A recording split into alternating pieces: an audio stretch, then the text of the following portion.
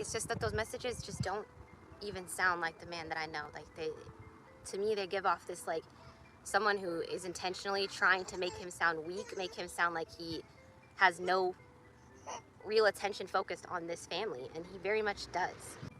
What is it that I have said about Drew that has made you guys decide that I should leave him? Because what everybody else has to say about him, I don't care. Let's start with the biggest truth in this mess.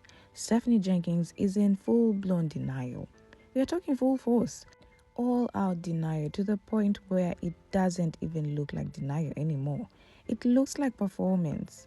Even with the mountain of evidence stacked high, even with Drew's side base literally offering to screen share texts and FaceTime to prove she's not lying, Stephanie still chose to go live and passionately defend the very man who's staring her down behind her back. But the wildest part, her lives aren't about clearing rumors. They're not even about facts. They're about convincing herself that Drew isn't cheating. It's like watching someone build a fantasy house while a hurricane is tearing it apart from all sides. Let's dig into what's really happening behind Stephanie's crash-out breakdowns and why the public is so concerned. Since Drew's side chick exposed the cheating receipts, Stephanie has gone from silent confusion to loud denial. During a recent live, Stephanie tried to tell her viewers that the texts weren't from Drew because, quote, they don't sound like the man. It's just that those messages just don't even sound like the man that I know. Like to me, they give off this like someone who is intentionally trying to make him sound weak, make him sound like he has no real attention focused on this family, and he very much does. But here's the thing. Cheaters rarely act the same with their side piece as they do with their main partners. They switch up their tone, their language, and their entire body depending on who they are talking to. That's what makes it easy for people like Stephanie to be in denial.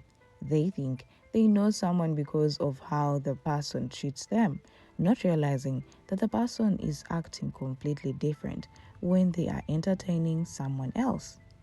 Drew's messages aren't just flirty, they are loaded with suggestive language and emotional cues that clearly cross the line of friendship or casual chatting. These messages weren't coming from an unknown number or random account.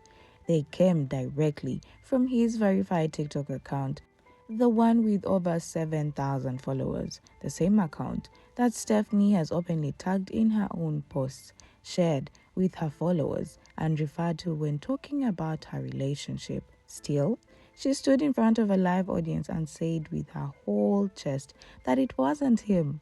Her reasoning? Because he picks up her calls on the first ring, as if somehow that erases the evidence. What is it that I have said about Drew that has made you guys decide that I should leave him? Because what everybody else has to say about him, I don't care. That is a bunch of haters, a bunch of people who don't even know the man that I sleep next to at night. If he was so out there with another life, why does this man answer the phone every time I call the first ring in? Anyways, answers the phone the first time I call. The first ring in when I call. If I say, baby, I need you to drop what you're doing and come back, he is home whatever distance he is away from me in that time frame. Because he lets me keep location on him at all times. And if that location drops, he knows I'm the kind of girl who has these insecurities and is going to call him and say, hey, I haven't had your location for more than 5 minutes. Where are you at? He's going to tell me, fix his phone and figure out why the location's off. We've had insecurities, we've had our struggles far before y'all. But let's break that down. Answering a phone quickly doesn't prove trust. It could mean he's always on his phone. It could also mean he's trying to keep her from getting suspicious. Maybe he wants to prevent any questions or extra digging by making sure he's always ready to pick up, to maintain a false sense of closeness. That's not proof of loyalty. That's proof he keeps his phone nearby, and possibly because he's already on it, texting other women, managing lies, and playing damage control.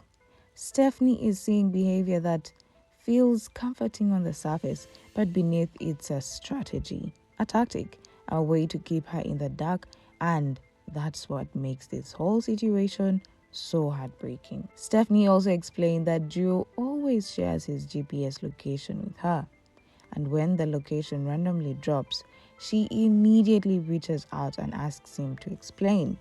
According to her, he always does, and that is how she knows he's not cheating.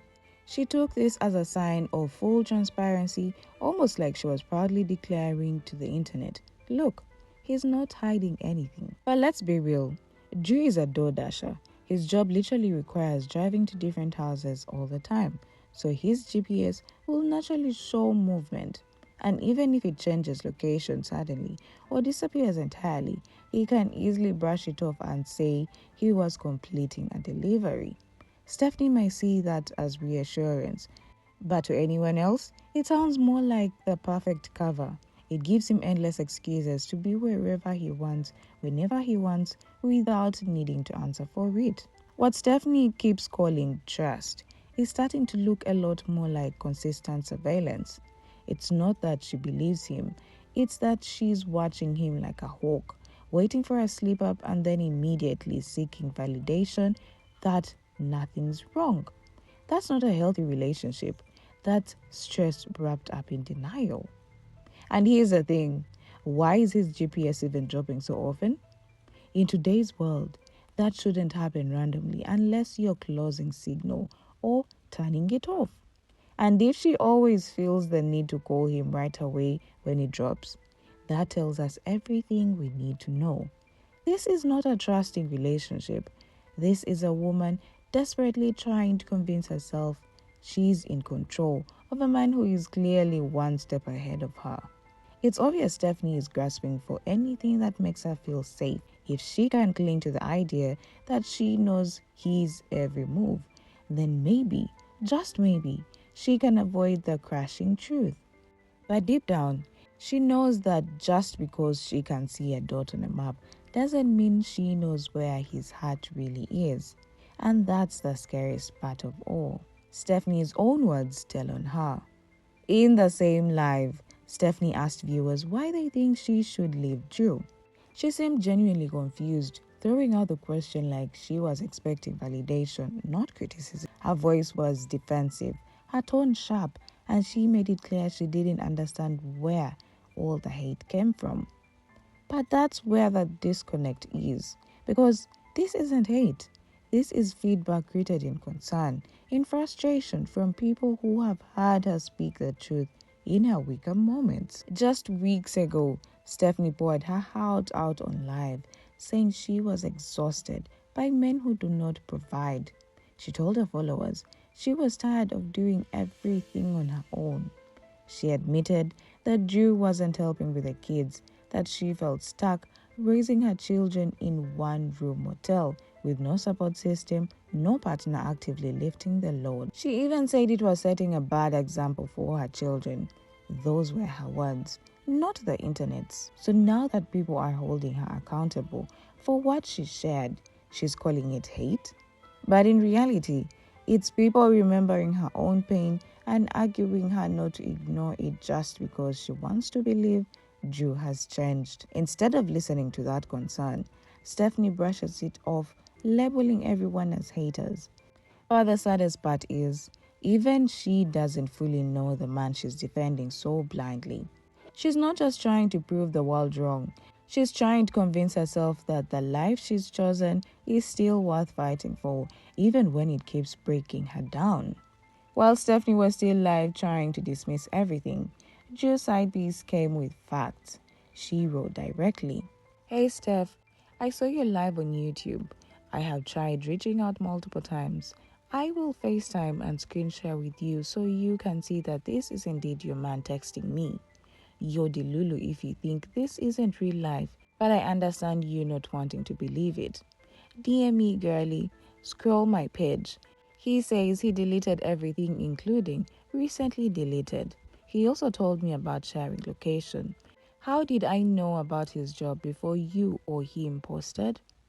Come on now, check these receipts. This isn't gossip. These are screenshots, receipts, and real interactions that go far beyond rumor. The texts weren't vague or secondhand. They were straight up digital fingerprints tied back to Drew.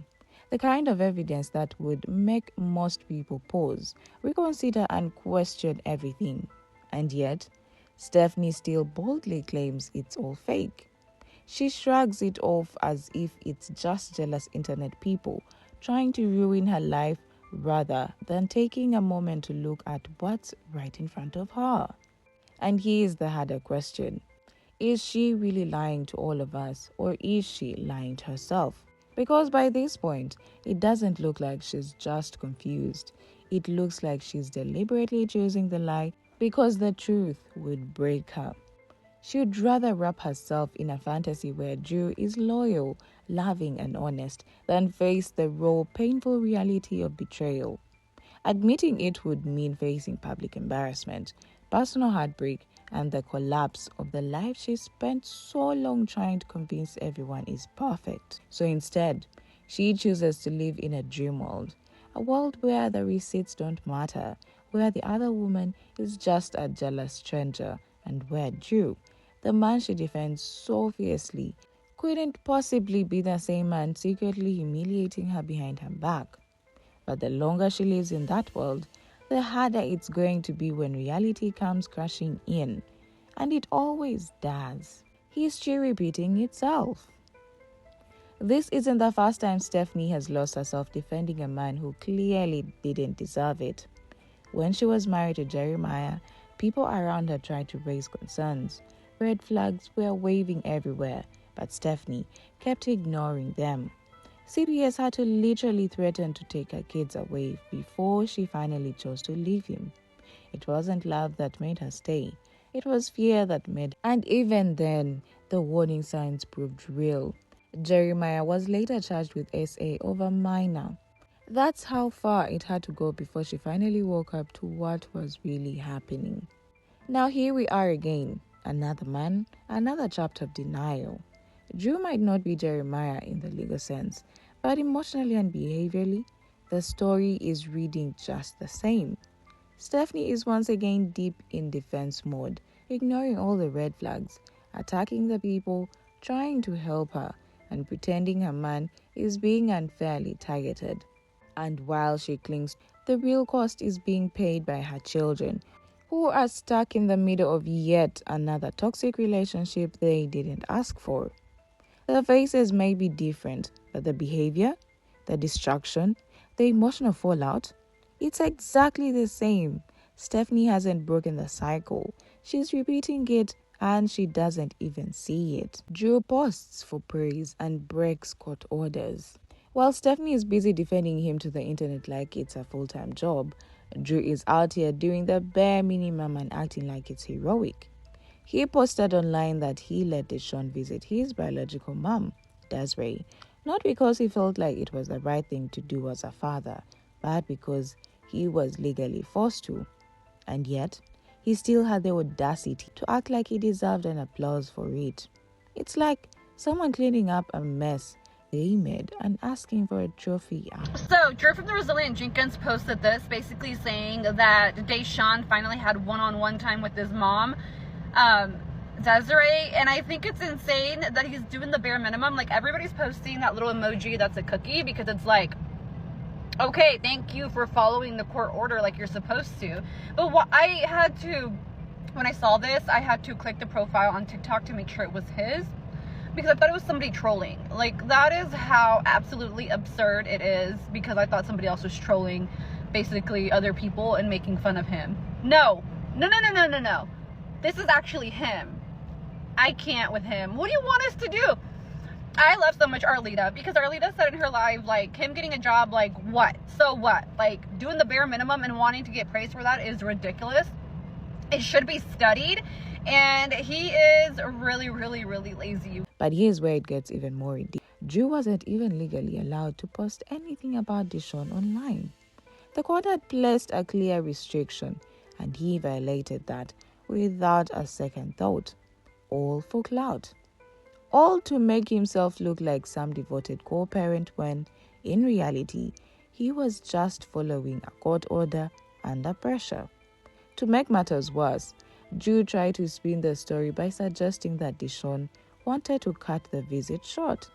This narrative completely clashes with the court's view that Deshaun's preferences shouldn't influence the visitation schedule. It was a clear attempt by Drew to subtly undermine the visitation agreement and stir up sympathy for himself while shifting blame onto a child. And once again, Stephanie gets pulled into the mess, backing a man who doesn't think twice before throwing everyone under the bus to protect his image. It's not just drama, it's manipulation, and Stephanie is stuck playing a supporting role in his mess. Soon after, Stephanie posted another video where she looked visibly tired, slouched in her chair with dark circles around her eyes and a worn-out voice. She said she felt drained, exhausted, and like she was living the same day over and over again. She explained she hadn't had the energy to film or take care of herself the way she used to. It sounded like a cry for help, but instead of taking any action, she fell right back into a cycle of excuses. The problem isn't that she's tired, it's that she knows exactly why she is in this place and still refuses to do anything to change it. She complains, vents, and shares her stress, but she never moves. Every time she expresses exhaustion, there is a new excuse to go with it. At first, it was because Ju had the car, so she couldn't take the kids anywhere. Then, it was because outings were too expensive. Then it was about how she couldn't trust anyone to help her. Now, the latest excuse is that she's nursing. And while nursing is valid, it becomes just another entry to the list of reasons why she can't, instead of focusing on what she could do. She stays in the same hotel, with the same stress, with the same man who adds more pressure than peace. She blames everyone, strangers online, Jews' baby mamas, even her own followers, for not understanding her life. But the truth is, the one person keeping Stephanie stuck is Stephanie. And until she realizes that, nothing's going to change. Not her day, not her energy, not her future. Excuses, excuses, excuses. New resilient Jenkins posts that Stephanie slaved away editing, so let's talk about it. She started off by saying she's been off TikTok for a couple of days so that she could focus on her family and not focus on filming. Because filming her and her kids doing absolutely nothing is just so draining. Also mentions how she feels like she's living the same day over and over, which she is, of course, making herself the victim as if somebody's forcing her to live the same day over and over. Stephanie, just admit that you're lazy, you don't want to leave the house, and that's why you don't. And honestly, one thing she is great at is making excuses. Whether it's hot outside, or they don't have the money, or Drew's at work, there's always an excuse of why she can't leave the motel room and do something. She had it in there that she's nursing. I nursed my children too, did not stop us from going anywhere. I feel like her saying these things out loud just makes herself feel better, like convincing herself that it's okay for her to be so lazy. And the fact that she makes such a big deal like editing her TikToks is so draining. Putting no thought and effort, and even the captions, you can't even read them. Of course, she added some pictures of the kids playing on that patch of grass behind the motel. And it looks like Deshaun was not there and he actually got to go see his mom. I'm surprised that they're complying with court orders. Stephanie even said she refuses to put her kids in daycare because she wants to raise them herself. She made it sound noble, like a badge of honor, saying she's a hands-on mom who won't let strangers care for her kids. But in the same breath, she turned around and complained that she's overwhelmed, that she never has a break, and that she feels emotionally drained from being with the kids 24/7. The contradiction is loud and it's exhausting to watch. She wants the benefits of independence but refuses to take even the smallest steps to get there. She blames everyone but herself for the way her life looks, whether it's her followers, her critics, or her circumstances. She always points outward. But she's not trapped by force. She is trapped by choice. Daycare isn't some evil option. It's a tool that could give her time to work, to breathe, to take her kids somewhere new. But instead, she rejects every lifeline offered to her and stays in a loop she claims to hate. She wants the sympathy, but won't accept the solution. She cries out for support, but ignores solid advice. And she's so loyal to Drew, so wrapped in his emotional mess, that she's taken on his burdens as if they were hers. His problems are now her problems. His irresponsibility is now her stress. And instead of setting boundaries, she absorbs it all like a sponge, then turns to the internet for pity. But pity won't solve what she refuses to fix. Drew's child support, her problem now. Word on the street is that Drew owes child support, and not just a little. The clock is ticking, and if he doesn't make payment soon, he could be facing real legal consequences, including jail time. But instead of handling his responsibilities like an adult, Drew seems to be dragging his feet, acting like it's no big deal. And guess who might end up footing the bill? Stephanie. With a growing platform of influencer earnings, she's now in a position where her income might be the only thing standing between Drew and a court date. It's not her debt, not her child support case, and not her mess. But once again, Stephanie is the one left holding the emotional and financial baggage. Her man's irresponsibility keeps spilling over into her life, and instead of setting a boundary, she just absorbs it.